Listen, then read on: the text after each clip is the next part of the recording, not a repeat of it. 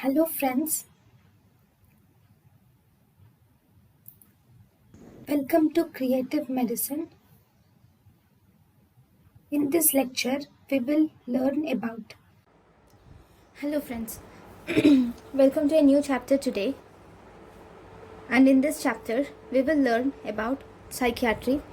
And this psychiatry, I'm going to complete most of the psychiatry topics in very few small, small parts in small 5 to 10 minutes lectures.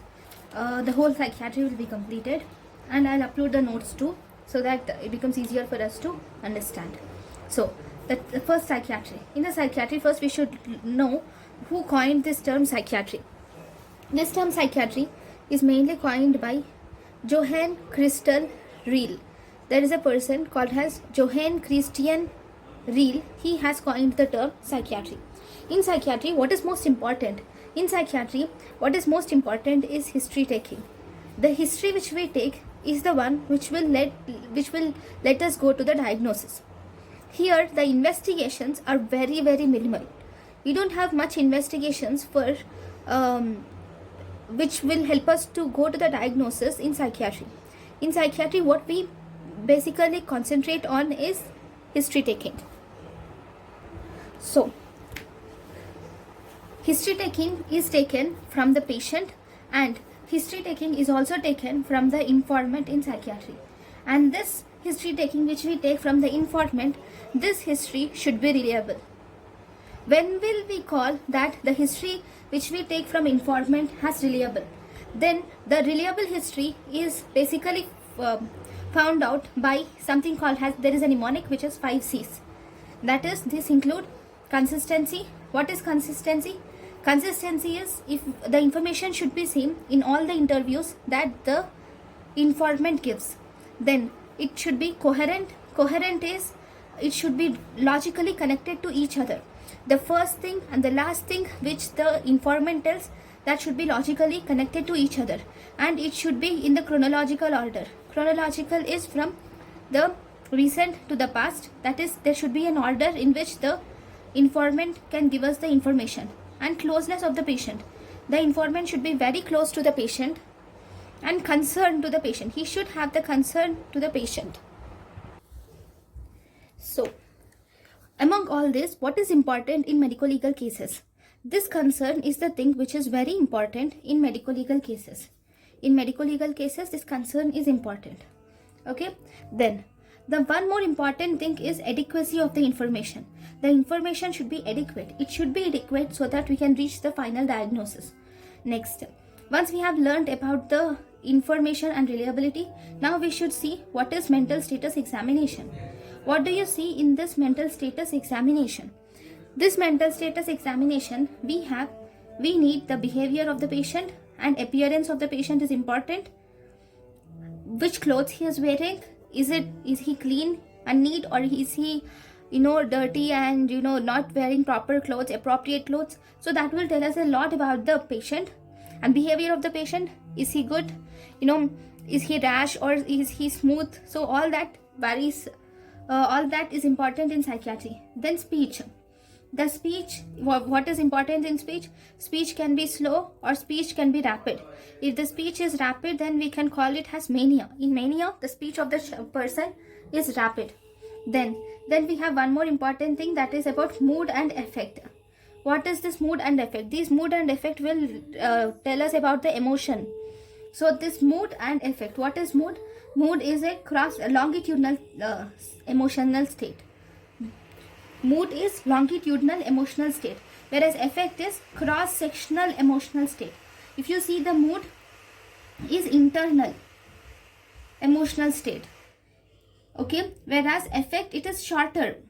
Affect is cross-sectional and it is also shorter, whereas mood is longitudinal and it is long-term. See, a person, just we will take an example of two persons, okay. One person is sad. He is sad for almost a month, okay, and today you have seen him smiling, okay. Now, what is affect and what is mood in this? In this, the longitudinal state is mood. So for 1 month he is sad, so mood is being sad. and now today he is smiling. Today the effect is smiling. Okay, so this is mood and effect, the difference between mood and effect. Then if you see this mood and effect, we have, for these we have 4 qualities are important. What are they? First, the quality of mood or effect, the quality is important, and fluctuation is important. Then congruence of mood and effect is important. Then appropriateness, whether the mood is appropriate or not, even this is important. So 4 qualities of mood and effect are important, which include quality, fluctuation, congruence, and appropriateness. Now coming to quality, so first we will see few points about quality of mood. So in the mood, first we are going to deal now with the quality of mood. So in the quality of mood, in the quality there can be 2 types. The quality can be elevated mood. The mood is elevated, or the mood is depressed or decreased mood. Okay, if it is elevated mood, it has 4 different we can classify this elevated mood as 4 different things. So first type of elevated mood is euphoria. What is euphoria? Euphoria is extreme state of happiness. For example, if a person, see, normally being happy is fine. If you get good marks in exam, you will be happy. That is normal. But if a person fails in exam and after that if he is happy, then that is euphoria. That means even when he is happy, when he fails in an exam, he should be sad. But instead of being sad, if he is happy, then that type of thing is seen in mania or hypomania. It is a psychiatric condition. Then the second thing is about the elation. What is this elation? Elation is euphoria.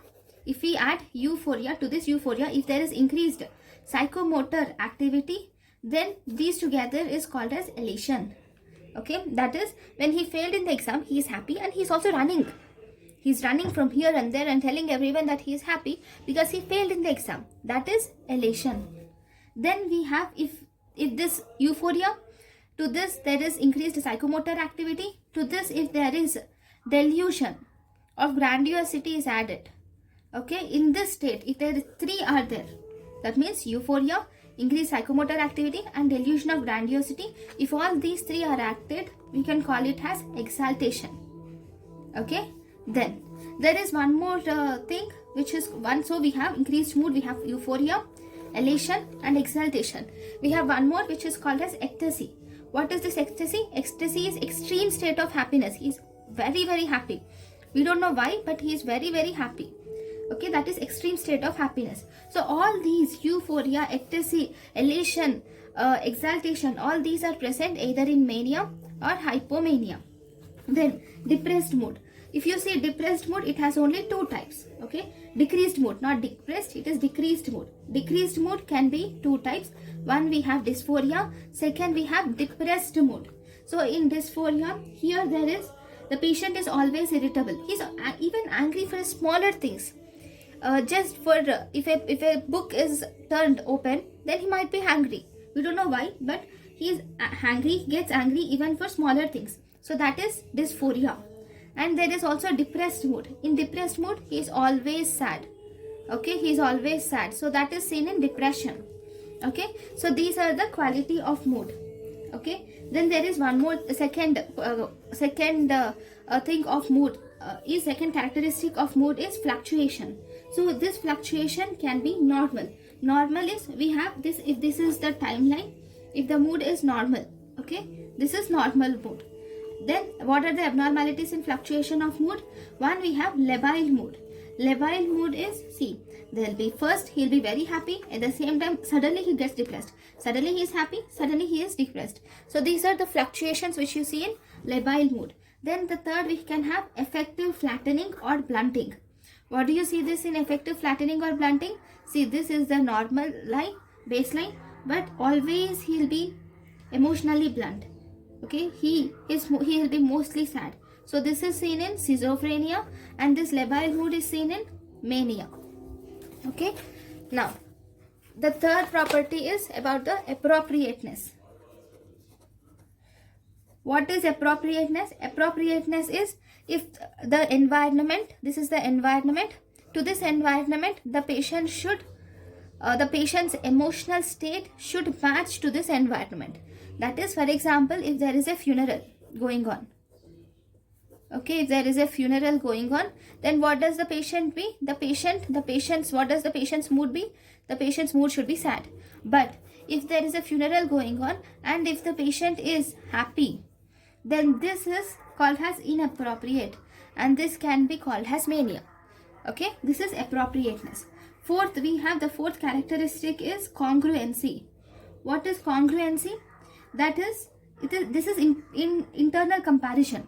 Same, it is similar to appropriateness, but here it's not with the environment, but the mood of the person with the internal comparison. That means, for example, the patient is actually talking about his mother's death. Then what should the patient be? The patient should be sad, right?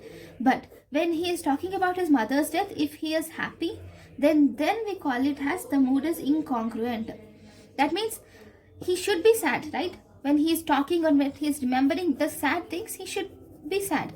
But instead, if he is happy, then we call it as incongruency. These inappropriateness and incongruency, both these are seen in a disorder called as schizophrenia, which we will learn in our next class. Then there are some terms. We have something called as alexithymia. What is this alexithymia? Here, he cannot understand emotions, or he cannot express emotions also. He cannot be sad. He cannot even understand the happiness or any emotions. He cannot understand them. Okay, that is alexithymia. Then what is anhedonia? Anhedonia is he is not able to feel the pleasure in previously pleasurable activities. What does this mean?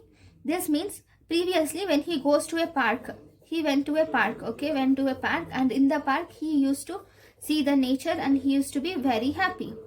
But second time, now he went to the park. Now when he went to the park, he is not happy. He is sad. The previously which he is having this pleasure or this happiness is not having now. Okay, or he likes to play some music instrument, but now he's not having that pleasure. He's not getting that pleasure while doing that activity. That is called as anhedonia. Okay, now all this, what are we talking about? All this here we are talking about emotions. So where does these emotions start? These emotions are generated in limbic system. 1 minute. These emotions which we are talking here, these are generated in the hippocampus and amygdaloid body. Okay, and this is the generation or production of emotions are in hippocampus and amygdaloid body. But where are the regulation of emotions is done by? From where is the emotions regulated? Regulation of emotions is by frontal lobe. Frontal lobe regulates the emotions. Now, all this is about the emotions. So thank you guys for watching my lecture. In the next class, we will learn about perception. Thank you. Thank you, and thank you for watching.